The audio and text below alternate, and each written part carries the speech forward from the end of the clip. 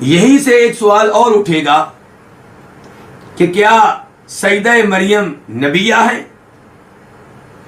کئی لوگوں نے یہ دعویٰ کیا کہ یہ نبیہ ہیں. کیوں؟ کیونکہ اللہ تعالیٰ کہہ رہے ہیں کہ ان سے فرشتوں نے کلام کیا، یعنی کہ ان پہ اللہ کی طرف سے وحی نازل ہوئی،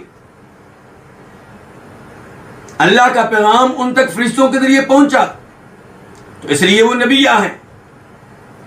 تو گزارش یہ ہے کہ اللہ رب العزت نے قرآن کریم میں صاف صاف کہا ہے سورہ نحل میں، وَمَا أَرْسَلْنَا مِن قَبْلِكَ إِلَّا رِجَالًا نُوحِي إِلَيْهِمْ فَاسْأَلُوا أَهْلَ الذِّكْرِ إِن كُنتُمْ لَا تَعْلَمُونَ، کہ اے نبی علیہ الصلوۃ والسلام، ہم نے آپ سے پہلے جتنے بھی رسول بھیجے ہیں وہ سارے کے سارے مرد تھے، یعنی کہ کوئی رسول ایسا نہیں آیا جو عورتوں میں سے ہو.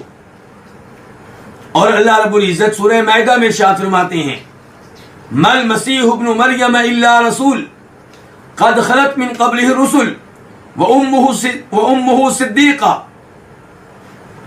کہ مسیح یعنی کہ عیسیٰ علیہ السلام جو کہ سیدہ مریم کے بیٹے ہیں، وہ صرف اور صرف ایک رسول ہیں، یعنی کہ وہ رب نہیں ہیں، معبود نہیں ہیں، مشکل کشا نہیں ہے، حاجت روا نہیں ہے، بلکہ ایک رسول ہیں.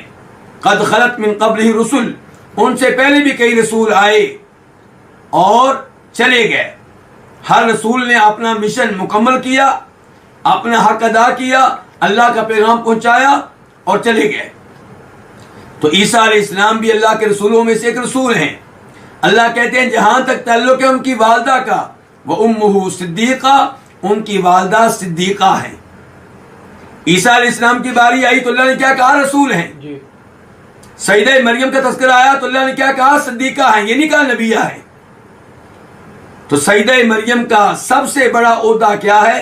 سب سے بڑی ان کی شان کیا ہے؟ سب سے بڑا ان کا مقام و مرتبہ کیا ہے؟ کہ وہ صدیقہ ہے. تو اس سے پتا چلا کہ وہ نبیہ نہیں تھی. نبی وہ ہوتا ہے جس کے اوپر اللہ تعالیٰ وحی کرے شریعت کے بارے میں، دین کے بارے میں.